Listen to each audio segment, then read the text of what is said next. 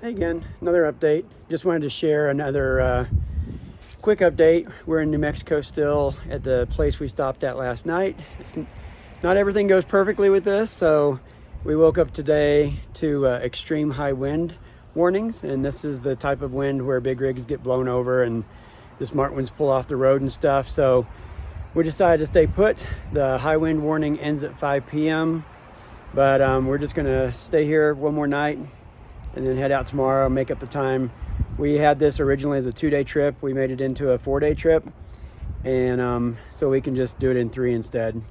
So we're just taking a kind of a chill day here. I was going to show, besides that kind of reality of this, I was going to show too that sometimes the unexpected, we're newbies with this. At the front of the inside of our car trailer here used to be the shelf that's now laying on the floor. So at one of our stops yesterday, we stopped and got in the trailer and looked around, and it was hanging on by 1.5 bolts or screws still.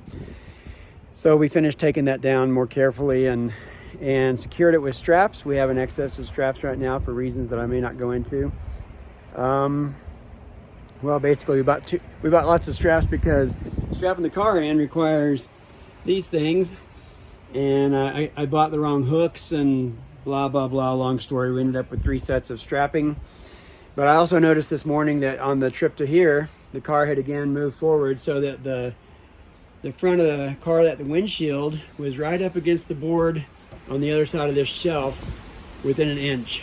So we ran into that on the road as well and had to stop at the first gas stop yesterday and back the car up in the trailer, which meant unstrapping all 4 straps, backing it up, and then restrapping it down. So I'm experimenting with strapping. I watched a million YouTubes on how to strap a car down because obviously I don't know how to do that stuff.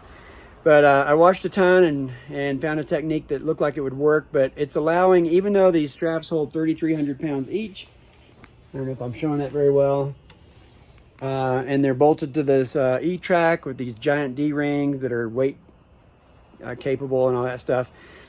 The car was it was not moving up and down, but it was moving forward just a tiny bit, which is undesirable.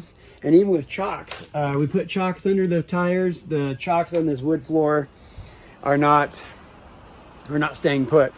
So I put the chocks down. We're going to buy some super grippy tape stuff that Rhoda found, put that under the tires, under the chocks, and hope that helps keep it from slipping. I've also modified the tire straps to do, instead of 10 and 2, as the video that I kind of chose to follow suggested, I brought the strap towards the front of the car down to like more of a 10 and 3 position. So I've got more strap holding the very front of the tire. So as it's cinched down, hopefully that prevents any more sliding forward.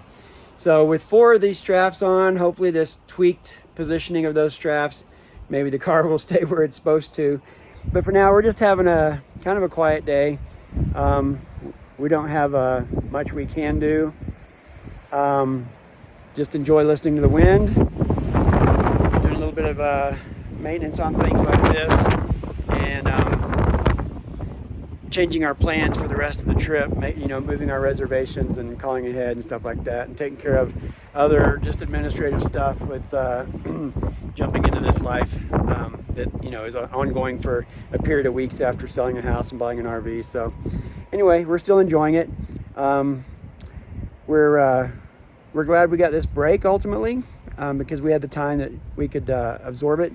But it's not all perfectly as planned, and that's just how this is, and we know to accept that and to be fine with that. So that's the end of this update. Thanks for watching.